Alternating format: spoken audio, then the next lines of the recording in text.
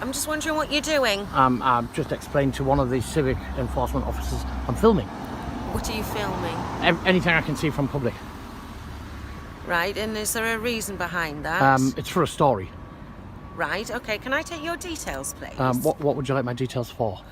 Because obviously in the interests of public safety and everything like that, when somebody is out filming and having a look around public buildings, Right. we have a duty of care Right. to check you out. What, a duty of care to whom? To the general public. I'm part of the general public. Yes. I don't have to give you my details then. Right, I can just get other people. Well, other people I'm still not obliged to give you my details. I'm asking because I'm at the refusing. moment, I don't know whether you are committing any criminal offences in this area. I'm certainly not. This gentleman is out filming and is pointing up, looking at all the cameras, and obviously in light Identify the cameras up there. In light of... I'm not filming that. I'm filming up there. I was filming up there when this lady approached. She opens in full interrogation mode right away. And even after Forced Awakenings clearly explains why he's recording, she treats his reason as something that needs to meet her personal approval. It doesn't. Lawful activity doesn't require justification that satisfies an officer's curiosity. Then comes the demand for his details, framed as public safety and a supposed duty of care. That's a stretch. Duty of care doesn't create a roaming power to collect names from anyone holding a camera. It applies where there's an identifiable risk, not mere uncertainty. The most telling moment is when she admits she doesn't even know if he's committing an offence, and that's the point. If you don't know of a crime, you don't have grounds to demand details on the off chance one might exist. What's the issue? There isn't an issue. I'm just wondering why he's filming public buildings. Yeah, why? I'm perfectly entitled to film anything I can. Hang on, wait a minute. I'm perfectly entitled to film anything I can see from a public place, including council buildings that are owned by the public. Okay, we have concerns about public safety. And your concerns are? We don't know who you are and That's what not a concern. links it is. It isn't. In the day and age that we are in. Are you accusing me of being a terrorist? I'm not accusing anybody of anything, but do you have reasonable suspicion to believe that I'm up to anything other than? I don't know what you're up to. Go on to Google filming in public. It'll and even legislation. Don't tell me what I need to do. Right. Well, don't tell me that I need to give my details when I know that I don't. I'd like you to move away from this area, please. Otherwise, you need a section 60. You need to remove somebody from an area without probable cause. You need a section 60. Well, I'm concerned for public safety and what you are doing in this area. Well, I've told you what I'm doing in this area. Well, you need to move away from here now. When the second officer arrives, the mindset doesn't reset, it hardens. Between them, filming a council building is treated as something inherently suspicious. Not because of anything specific he's done, but because it doesn't fit what they expect to see. That internal assumption becomes the driver of the interaction. Her main concern circles back to identity. I don't know who you are.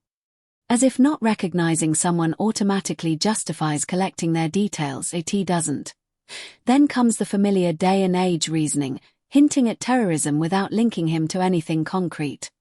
Elevated threat levels don't turn ordinary, lawful conduct into grounds for suspicion. I'll move to the other side of the road, if that's all right. You've obviously got nothing else better to do with your time, have you? Well, that's not your concern. What I do with my time is nobody's concern but mine. Fair enough. Okay? Can I ask you to identify yourself? You haven't got any numbers on your pellets? 1,000. 1,000. And name? Sarah Bainbridge. And yours? 2629. You're also on body cam. Yeah, that's fine. And you're based here? Yes. Yeah, excellent. Well, I'm based out of Darlington. Right, okay, excellent. Hello there. Oh yeah, you're all Hello. right. This gentleman is filming. He's now refusing to give any details, and I'm not obliged to. I can't understand why he's out filming buildings, council buildings, refusing to give any details in light of the incidents that we're having around the area at the moment. And those incidents, whatever they may be, no concern of mine, nothing to do with me. But I don't know who you are, and I can't check you out. Well, you don't need to. Yes, I do, because I have a duty of care to the public. I'll tell you what it is, mate. It's anti-terrorism. There's no terrorist threat at the moment. But I don't know who you are. What do you mean there's no terrorist threat? At the moment, we're still on high. When he says, "Haven't you got anything better to do?"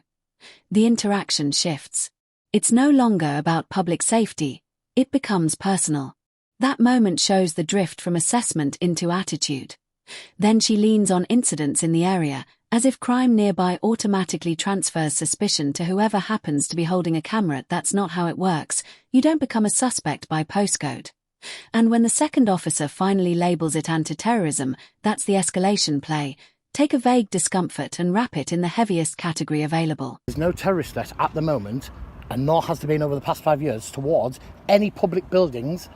That's a lie, because there was one yesterday actually. Was there? Well, I wasn't aware of that. Well, where was there that? you go. So where was that? we don't know. So here. Yes, it was actually. Right. Yeah, There's one to the council officers as well. Right. That's nothing to do with me. That's no why concern of you've mine. been How do we know Well, that? Well, It's just were my they asking your were they details. stood outside with a mobile phone? Look, we're not getting into this. Well- I am now asking you to leave the area because I feel that you, On what grounds? because you are alarming the public. No. Which section of the law? You give me the section of the law, I'll quite happily move. You just need. Beg your pardon? I'm just a... I never said one word. You liar. We're filming you as well. That's fine. It's public. Just stand It's here perfectly until you okay. move out of the It's way. okay, perfectly okay to film in public, which is what I was explaining to your colleague. You gave me your details, and I could Right. So be happy that there is nothing my details. untoward. My details won't give you any other information. I would like to check you out Well- so that I am happy that I can leave you unattended on You- the side you of can. the road. When Forced Awakenings asks whether the person involved in the earlier incident was even filming, they sidestep it immediately. No answer, no explanation, just a quick pivot away from a question that exposes the weakness in their reasoning. Instead, she shifts to saying he's alarming the public and that she wants his details so she can feel comfortable leaving him there. That isn't an objective standard. It's personal comfort influencing decision-making. Policing isn't supposed to be about managing an officer's feelings. You've got no actual reason other than curiosity as to why I'm filming to be stood here I want asking. to know who you are Well, to I make don't- sure. I don't have to identify myself, and you're well aware of that. I know the law just Right, as much very as you. shortly, I will to prevent a breach of the peace. You can't prevent a breach of the I police can prevent if a breach none of was the going peace. to take place.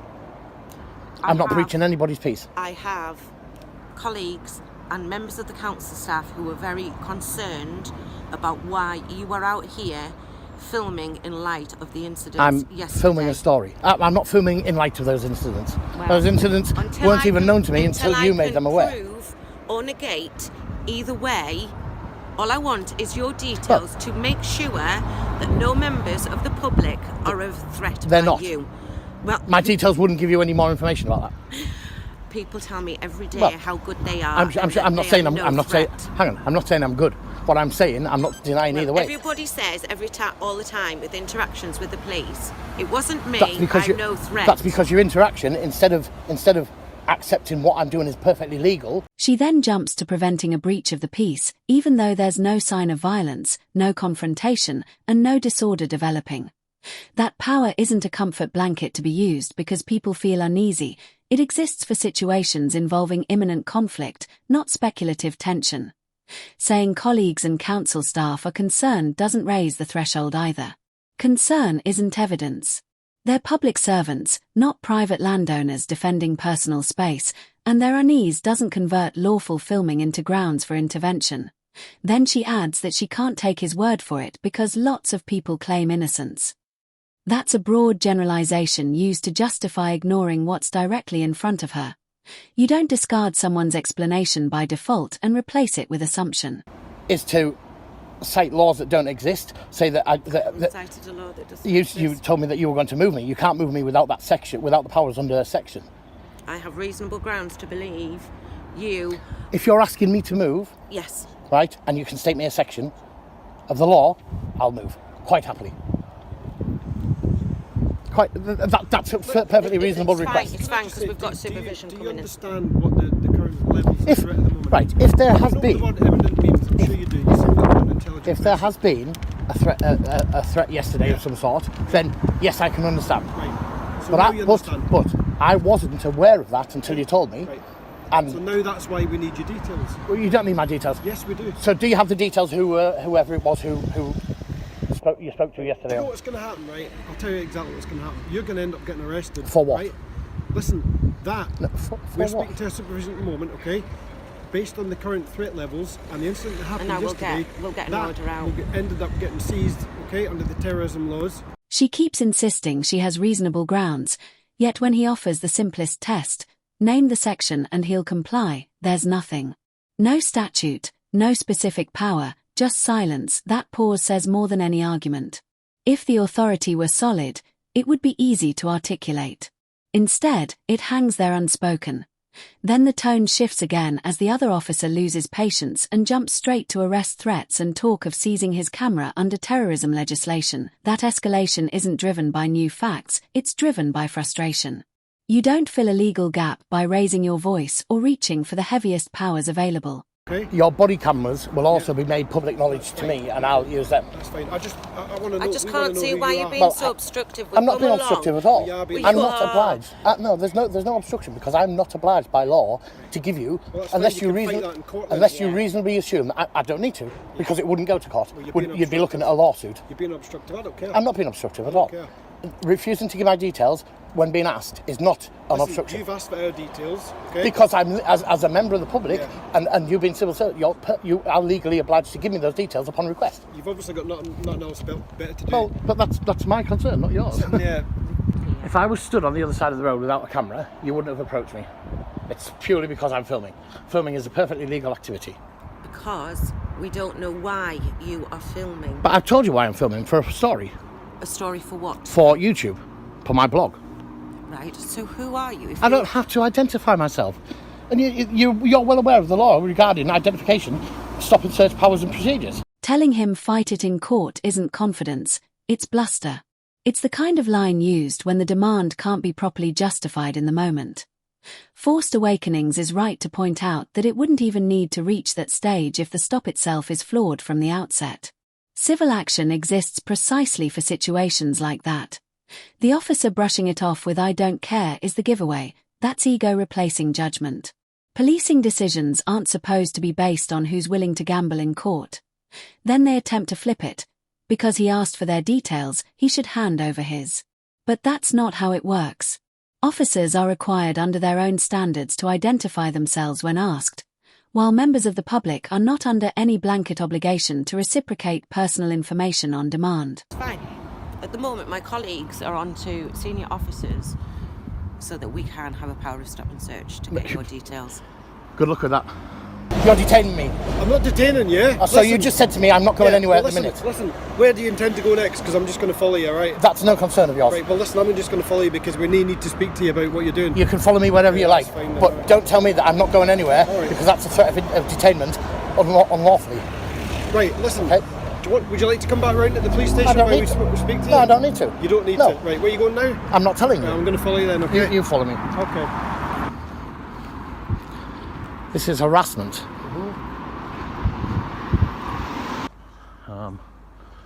Yeah, so anyway, I went in to see him, and basically he fobbed me off back to his offices most of the way. He did say that they would be doing some training over sort of data protection and dealing with photographers. Whether they did or not, I don't know. I didn't take it any further. I wasn't after them for money. It's not why I do this. It's just to show them as the bullies that they were, and hopefully they'll learn the lesson. What stands out most isn't just the initial stop, it's the persistence. When clear authority isn't immediately available, she doesn't pause to reassess. Instead, she starts searching for a power to fit the outcome she already wants. Colleagues are consulted, senior officers are contacted, all in an effort to retrofit justification onto a demand for personal details. That's not how decision-making is supposed to work. You identify grounds first, then act. You don't decide the action and then go looking for something that might validate it afterward. Then there's what follows. Once Forced Awakenings disengages and walks away, an officer follows him and asks where he's going, as though movement itself requires oversight. "We might need to speak to you" isn't a legal basis, it's a placeholder. If there's a legitimate reason, it should already be clearly articulated. Shadowing someone after failing to establish grounds doesn't strengthen the position, it weakens it. The wider significance appears in the aftermath. A complaint is made, and the reported outcome involves data protection training. That detail matters. It suggests the concern wasn't imaginary, Something about the handling of personal information crossed an internal threshold. No dramatic ending, no headline arrest. Just a quiet correction behind the scenes. If you found value in this breakdown, make sure to like, share, and subscribe to support the channel and keep this kind of accountability in the spotlight. I'm the Audit Assessor. This was episode 16. See you guys later.